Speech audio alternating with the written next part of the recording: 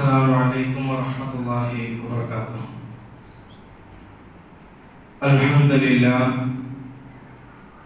لله رب العالمين والصلاة والسلام على رسول الله وعلى آله وصحبه أجمعين. أما بعد، رب اشرح لي صدري ويسر لي أمري واحلل عقدة من لساني يفقهوا قولي. أعوذ بالله من الشيطان الرجيم. بسم الله الرحمن الرحيم.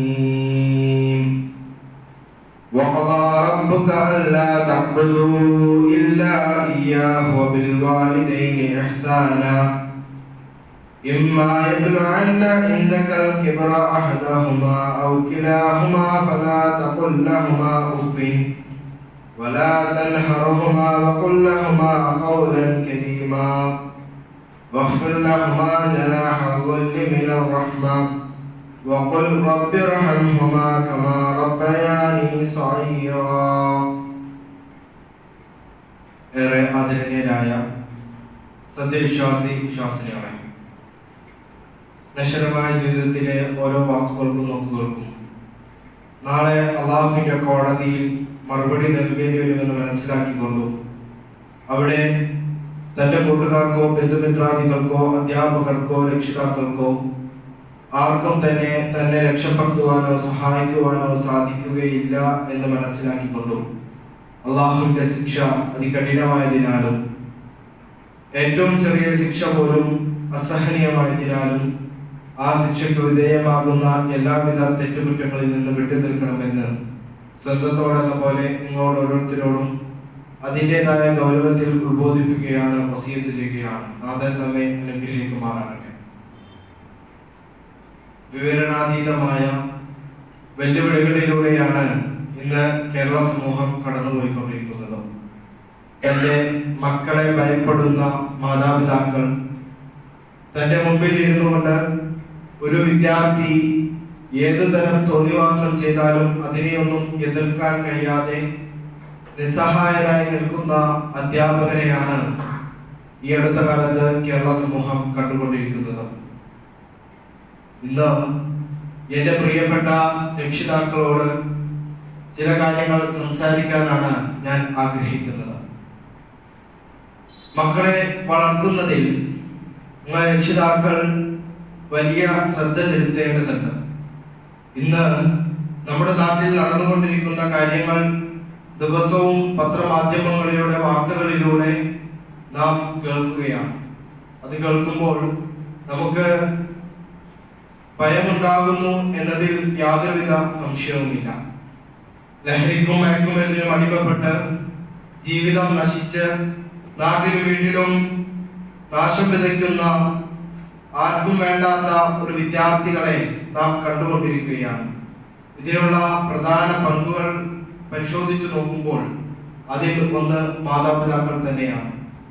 ഇത് പറയുമ്പോൾ പല രക്ഷിതാക്കളും പറയുന്ന കാര്യമുണ്ട്, ഞങ്ങൾ വളർന്നു വന്നതാണ്, ഞങ്ങളുടെ കാലത്ത് ഞങ്ങളുടെ മാതാപിതാക്കളെയും അധ്യാപകരെയും എല്ലാവരെയും ഞങ്ങൾ ബഹുമാനിച്ചിരുന്നു, അതുകൊണ്ട് ഞങ്ങളൊക്കെ വളർന്നു വന്നതാണ്, ആ കാലത്തുള്ള പോലെയല്ല ഇപ്പോഴത്തെ വിദ്യാർത്ഥികൾ എന്നൊക്കെ. എന്നാൽ ആ പറയുന്ന മാതാപിതാക്കൾക്ക് പോലും തൻ്റെ മക്കളെ നിയന്ത്രിക്കാൻ കഴിയുന്നില്ല എന്നുള്ളതാണ് വാസ്തവം. കാരണം അന്ന് നിങ്ങൾ പോയത്, നിങ്ങളുടെ മാതാപിതാക്കൾ ആദ്യമായി കൊണ്ടാക്കിയത് മദ്രസകളിലാണ്, പിന്നീടാണ് സ്കൂളുകളിലേക്ക് കൊണ്ടുപോയത്. എന്നാൽ ഇന്ന് നിങ്ങൾ നിങ്ങളുടെ മക്കളെ ആദ്യമായി കൊണ്ടുപോകുന്നത് സ്കൂളുകളിലേക്കാണ്, പിന്നീടാണ് മദ്രസകളിലേക്ക്. ചില രക്ഷിതാക്കൾ ഇസ്ലാമിക ചുറ്റുവട്ടമുള്ള ഒരു വിദ്യാലയത്തിൽ കൊണ്ടുപോയി ചേർത്തി, ഇനി എൻ്റെ മകനെ മദ്രസയിലേക്ക് അല്ലെങ്കിൽ എൻ്റെ മകളെ മദ്രസയിലേക്ക് കൊണ്ടുപോകേണ്ട കാര്യമില്ല, ധാർമ്മികപരമായ എല്ലാ അറിവുകളും സ്കൂളിൽ നിന്ന് ലഭിക്കുന്നുണ്ട്, അതുകൊണ്ട് കുഴപ്പമില്ല എന്ന് പറയുന്ന മാതാപിതാക്കളെ ഞാൻ നിങ്ങളുമൊക്കെ കാണാറുള്ളതാണ്. അതുകൊണ്ട് ഇന്നത്തെ മാതാപിതാക്കൾ നൽകുന്നത് ഭൗതികപരമായ വിദ്യാഭ്യാസത്തിന് വലിയ പ്രാധാന്യം നൽകിക്കൊണ്ട് ധാർമ്മികപരമായ വിദ്യാഭ്യാസത്തിന് യാതൊരുവിധ പ്രാധാന്യം നൽകാതെ ഇരിക്കുമ്പോഴൊക്കെയാണ് ഇത്തരം കാര്യങ്ങൾ, ഇത്തരം വിദ്യാർത്ഥികളെ നമുക്ക് കാണാൻ ഇടയാകുന്നത്. കോരിച്ചൊരിയുന്ന ഒരു മഴയിലേക്ക് തന്റെ മകൻ കടന്നു പോകുമ്പോൾ ഒരു കുട കൊടുത്തുകൊണ്ട് പറയുകയാണ്, മകനെ, ആ മഴ കൊള്ളരുതേ എന്ന് പറയുന്നതിൽ ഒരു നീതിയുണ്ട്. എന്നാൽ കോരിച്ചൊരിയുന്ന ആ മഴയിലേക്ക് കുട നൽകാതെ, മകനെ, നീ ആ മഴ നനയരുത് എന്ന് പറയുന്നതിൽ എവിടെയും നിങ്ങൾക്ക് നീതി കാണാൻ സാധ്യമാകില്ല. ഇതുപോലെ തന്നെയാണ് ലഹരി എന്ന ഈ മഹാപ്രളയത്തിലേക്ക് കടന്നു പോകുമ്പോൾ തന്റെ മകൻക്ക് അല്ലെങ്കിൽ തന്റെ മക്കൾക്ക് ദീനപരമായ വിദ്യാഭ്യാസമൊന്നും നൽകാതെ, ധാർമ്മികപരമായ വിദ്യാഭ്യാസമൊന്നും നൽകാതെ അതിലേക്കൊന്നും കടന്നു പോകരുതേ എന്ന് പറയുന്നതിൽ എവിടെയാണ് നിങ്ങൾക്ക് നീതി കാണാൻ സാധ്യമാകുന്നത്? തന്റെ മകൻ അതിലേക്ക് പോകുന്നതിൽ ഞാൻ ഭയപ്പെടുന്നു എന്ന് പറഞ്ഞുകൊണ്ട് യാതൊരുവിധ ദീനപരമായ വിദ്യാഭ്യാസം നൽകാത്ത മാതാപിതാക്കളെ നാം കാണുന്നുണ്ട്. അതുകൊണ്ട് നിങ്ങൾ നിങ്ങളുടെ മക്കൾക്ക് ദീനപരമായ വിദ്യാഭ്യാസം, ധാർമ്മികപരമായ വിദ്യാഭ്യാസം നൽകുന്നതിൽ വളരെയധികം ശ്രദ്ധ ചെലുത്തേണ്ടതുണ്ട്. പ്രിയപ്പെട്ട ഉമ്മമാരെ, നിങ്ങൾ ഒരു കാര്യം ശ്രദ്ധിക്കേണ്ടതുണ്ട്. ഒരു ഉപ്പ തന്റെ കുടുംബം നോക്കാൻ, തന്റെ മക്കളെ നോക്കാൻ വിദേശത്ത് ജോലിക്ക് പോവുകയാണ്. അങ്ങനെ അവർ വർഷത്തിൽ 1 മാസമാണ് നമ്മുടെ നാട്ടിൽ വരുന്നത്. ബാക്കി 11 മാസവും നിങ്ങളുടെ അടുത്താണ് നിങ്ങളുടെ മക്കൾ. അവരുടെ കൂട്ടുകെട്ട് എങ്ങനെയാണ്, അവരുടെ കൂട്ടുകാർ ആരൊക്കെയാണ്, അവർ സമ്പാദിച്ചു വരുന്ന പണം അത് ഹലാലാണോ, അത് നമുക്ക് അർഹതപ്പെട്ടതാണോ, എവിടെ നിന്ന് എന്നൊക്കെ നാം അന്വേഷിക്കേണ്ടതുണ്ട്. എങ്കിൽ മാത്രമാണ് ഒരു ഉമ്മയുടെ കൃത്യമായ കടമ നിങ്ങൾ ചെയ്യുന്നതുള്ളൂ എന്ന് പറയാൻ സാധ്യമാണ്. അതുപോലെ തന്നെ പ്രിയപ്പെട്ട ഉപ്പമാരെ, നിങ്ങളോടും ചില കാര്യങ്ങൾ പറയാനുണ്ട്. നിങ്ങൾ ഗൾഫിലേക്ക് പോയി നിങ്ങൾ അവിടെ ജോലി ചെയ്ത് നിങ്ങളുടെ മക്കളെ വളർത്തുക അല്ലെങ്കിൽ കുടുംബം നോക്കുക എന്നത് മാത്രമല്ല നിങ്ങളുടെ ബാധ്യത. മറിച്ച് നിങ്ങൾ ദിവസവും നിങ്ങളുടെ മക്കളെ വിളിക്കുക, നിങ്ങളുടെ മക്കളുമായി സംസാരിക്കുക. എന്തൊക്കെയാണ് ഇന്നുണ്ടായത്, ഇന്നത്തെ വിവരങ്ങൾ എന്താണ്, ഇത്തരം കാര്യങ്ങളൊക്കെ നിങ്ങളുടെ മക്കളോട് നിങ്ങൾ ചോദിക്കേണ്ടതുണ്ട്.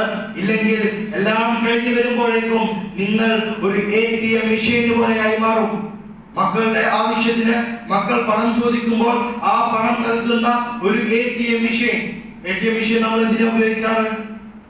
നമുക്ക് ആവശ്യമുണ്ടെങ്കിൽ ATM കാർഡ് ഇടാം, പൈസ എടുക്കാം. ഇതിനാണ് നമ്മൾ ATM മെഷീൻ ഉപയോഗിക്കുക. ഇതേപോലെ നിങ്ങളുടെ മക്കൾക്ക് നിങ്ങൾ ഒരു ATM മെഷീനായി മാറും എന്നതിൽ യാതൊരുവിധ സംശയവുമില്ല. അതുകൊണ്ട് പ്രിയപ്പെട്ട ഉപ്പമാരെ, നിങ്ങളും ഈ കാര്യം വളരെയധികം ഗൗരവത്തോടെ എടുക്കേണ്ടതുണ്ട്. അതുപോലെ തന്നെ ഇന്ന് നമ്മുടെ ചുറ്റുപാടിൽ കണ്ടുവരുന്ന ഒരു പ്രവണതയുണ്ട്. ഉമ്മമാർ എല്ലാ തെറ്റുകൾക്കും അവരെ പിന്തുണയ്ക്കുന്നു. അതായത് തന്റെ ഉപ്പ ചീത്ത പറയും, എന്റെ മകൻ വല്ല തെറ്റ് ചെയ്താൽ ഉപ്പ ചീത്ത പറയും അല്ലെങ്കിൽ ഉപ്പ അടിക്കും എന്നൊക്കെ വിചാരിച്ചുകൊണ്ട് ചില ന്യായങ്ങൾ പറഞ്ഞ്, മുടന്ത ന്യായങ്ങൾ പറഞ്ഞ് തന്റെ മക്കളെ സംരക്ഷിക്കുന്നു. ഇത് തന്നെയാണ് 23-കാരനായ അഫ്നാന്റെ വീട്ടിൽ നമ്മൾ കണ്ടത്. അതുകൊണ്ട് ഇത് നമുക്കൊരു ഓർമ്മപ്പെടുത്തലാണ്. അതായത് ഇങ്ങനെ സംരക്ഷിക്കുകയും ഇങ്ങനെയെല്ലാം സംരക്ഷിച്ച് തന്റെ മക്കളെ മോശമായ രൂപത്തിലേക്ക് കടന്നു ചെല്ലുന്നതിൽ ഇങ്ങനെയുള്ളവർക്ക് പങ്കുണ്ട് എന്നതാണ് നമ്മൾ മനസ്സിലാക്കിയത്. അതുകൊണ്ട് അത്തരം കാര്യങ്ങളിൽ നിന്ന് വിട്ടു നിൽക്കേണ്ടതുണ്ട്. ഇല്ലെങ്കിൽ ആ അഫ്നാനെ പോലെയുള്ള ആളുകൾ നമ്മുടെ കുടുംബത്തിലും ഉണ്ടാകുമെന്ന് നാം മനസ്സിലാക്കേണ്ടതുണ്ട്. അതുകൊണ്ട് തെറ്റുകൾ കാണുമ്പോൾ എതിർക്കുക. തന്റെ മക്കൾ ഒരു തെറ്റ് ചെയ്യുന്നു എന്ന് മനസ്സിലാക്കിയാൽ നിങ്ങൾ അവരെ എതിർക്കുക, ശകാരിക്കുക, ശിക്ഷിക്കുക. അതിൽ യാതൊരുവിധ ഭയവും നിങ്ങൾക്ക് വേണ്ട. എങ്കിൽ മാത്രമാണ് നിങ്ങൾ ശരിയായ ഒരു രക്ഷിതാവായി മാറുകയുള്ളൂ. അതാണ് നിങ്ങളുടെ കടമ, അതാണ് നിങ്ങളുടെ ബാധ്യത. അത് നിങ്ങൾ മനസ്സിലാക്കേണ്ടതുണ്ട്. ഇന്ന് നമ്മുടെ വിദ്യാലയങ്ങളിലേക്കൊക്കെ കടന്നു ചെന്നാൽ എല്ലാ അധ്യാപകർക്കും പറയാനുള്ള ഒരു പരാതി മാത്രമേ ഉള്ളൂ. അതായത് തന്റെ മുമ്പിലിരുന്ന് ഒരു വിദ്യാർത്ഥി ഏതുതരം തോന്നിവാസം ചെയ്ത് അവനെ ഒന്ന് ശിക്ഷിച്ചാൽ പിറ്റേ ദിവസം എന്റെ പേരിൽ കേസാണെന്ന പല അധ്യാപകരും പറയുന്നത്. അതായത് തന്റെ മക്കളെ, തന്റെ മുമ്പിലിരിക്കുന്ന വിദ്യാർത്ഥികളെ ഒരു ശിക്ഷിക്കാൻ അവർക്ക് അർഹതയില്ല. ഇന്ന് അടിച്ചാൽ നാളെ രക്ഷിതാവ് പോവുകയാണ് സ്കൂളിലേക്ക്. എന്തിനാ എന്റെ മോനെ അടിച്ചത്, എന്തിനാ എന്റെ മക്കളെ അടിച്ചത്, എന്തുകൊണ്ടാണ് നിങ്ങൾ ഈ സ്വഭാവത്തിലേക്ക് പോകാതിരുന്നത് ചോദിച്ചാൽ നിങ്ങളുടെ മാതാപിതാക്കൾ സ്കൂളിൽ ചെന്ന് അധ്യാപകന്റെ മുമ്പിൽ നിന്ന് അധ്യാപകനെ നിങ്ങളുടെ മുമ്പിൽ വെച്ച് ശകാരിച്ചത് നിങ്ങൾ കണ്ടിട്ടില്ല. പക്ഷേ ഇന്നത്തെ വിദ്യാർത്ഥികൾ കാണുന്നത് അതാണ്. അതായത് മകന്റെ മുമ്പിൽ വെച്ച് അധ്യാപകരെ ശകാരിക്കുന്ന കുറെ ചില രക്ഷിതാക്കൾ ഇതാണ് കാണുന്നത്. അതുകൊണ്ട് എന്നെ എന്ത് ചെയ്താലും എന്നെ ടീച്ചർ അടിച്ചാൽ എന്നെ സംരക്ഷിക്കാൻ എന്റെ ഉപ്പ വരുമെന്ന ധൈര്യമാണ് അവർക്ക്. അതുകൊണ്ട് അത്തരം കാര്യങ്ങളിലും നാം ശ്രദ്ധ ചെലുത്തേണ്ടതുണ്ട്. അതുപോലെ തന്നെ മക്കളെ സ്നേഹിക്കാൻ പഠിക്കാം. അതായത് നമ്മൾ സ്നേഹിക്കുന്നുണ്ട്, അതിനുള്ള എല്ലാ കാര്യങ്ങളും നമ്മൾ ചെയ്യുന്നുണ്ട്. പക്ഷേ ഈ സ്നേഹമെല്ലാം ഉള്ളിൽ വെച്ചു കൊണ്ടുപോകാനുള്ളതല്ല, മറിച്ച് അവരുടെ മുമ്പിൽ എക്സ്പ്രസ് ചെയ്യാം. അല്ലാതെ എല്ലാം കൂട്ടിവെക്കുന്ന ഒരു പ്രവണത നിങ്ങളിൽ കാണാൻ പാടില്ല. അങ്ങനെ മക്കളെ സ്നേഹിക്കുകയും മക്കളോട് നല്ല രീതിയിൽ സംസാരിക്കുകയും മക്കളെ ഏറ്റവും കുറേ നേരം നിങ്ങൾ അവരുടെ സംസാരിക്കാൻ നോക്കാം. കാരണം ഒരു വിഷമം വന്നാൽ മക്കളോട് സംസാരിക്കാൻ കഴിഞ്ഞില്ലെങ്കിൽ പിന്നെ മക്കളുടെ കൂട്ടുകാരത്തേക്കാണ് പോകുന്നത്. ഈ കൂട്ടുകാരിടയിൽ നിന്നാണ് കൂട്ടുകാരോട് വിഷമം പറയുമ്പോൾ കൂട്ടുകാരൻ പറയും, നീ ഇതൊന്ന് ഉപയോഗിക്കൂ, നിനക്ക് സമാധാനം ഉണ്ടാകും, അങ്ങനെ ലഹരി പദാർത്ഥങ്ങൾ കൊടുക്കുന്നു. അതുകൊണ്ട് അങ്ങനത്തെ ഒരു ഇടവരരുത്. നമ്മുടെ മക്കൾ വിഷമം പറയേണ്ടത് നമ്മളോട് തന്നെയാണ്, മറ്റാരോടും പറയേണ്ട കാര്യമില്ല. അതുകൊണ്ട് മക്കളായിട്ട് നല്ല രീതിയിൽ സംസാരിക്കാനും സമയം ചെലവഴിക്കാനും നാം ശ്രദ്ധിക്കേണ്ടതുണ്ട്. അങ്ങനെ ഒരു നല്ല മാതാപിതാക്കളായി മാറാൻ നമുക്ക് സാധിക്കേണ്ടതുണ്ട്. അതിന് അല്ലാഹു സുബ്ഹാനഹു വ തആല തൗഫീഖ് നൽകി അനുഗ്രഹിക്കുമാറാകട്ടെ. അറിഞ്ഞോ അറിയാതെയും ചെയ്തു പോയ എല്ലാ തെറ്റുകളും നമ്മിൽ നിന്ന് അല്ലാഹു പുറത്ത് മാപ്പാക്കി തരുമാറാകട്ടെ. നല്ല നാളെ അല്ലാഹുവിന്റെ മാർഗത്തില് നല്ല തൗഹീദിന്റെ മാർഗത്തിൽ വരുന്ന നല്ല മക്കളായി തീരാൻ നമുക്ക് നമ്മുടെ മക്കൾക്ക് സാധിക്കേണ്ടതുണ്ട്. അതിന് അല്ലാഹു സുബ്ഹാനഹു വ തആല തൗഫീഖ് നൽകി അനുഗ്രഹിക്കുമാറാകട്ടെ. ഞങ്ങളിൽ നിന്ന് വന്നു പോയിട്ടുള്ള എല്ലാ തെറ്റുകുറ്റവും അതാ നീ പുറത്ത് മാപ്പാക്കി തരുമാറാകട്ടെ. اللهم اغفر للمؤمنين والمؤمنات والمسلمين والمسلمات والأحياء منهم والأموات إنك مجيب الدعوات يا قاضي الحاجات. اللهم أجرنا من النار، اللهم أجرنا من النار، اللهم أجرنا ولوالدينا من النار. آمين آمين برحمتك يا أرحم الراحمين. നമുക്കിവിടെ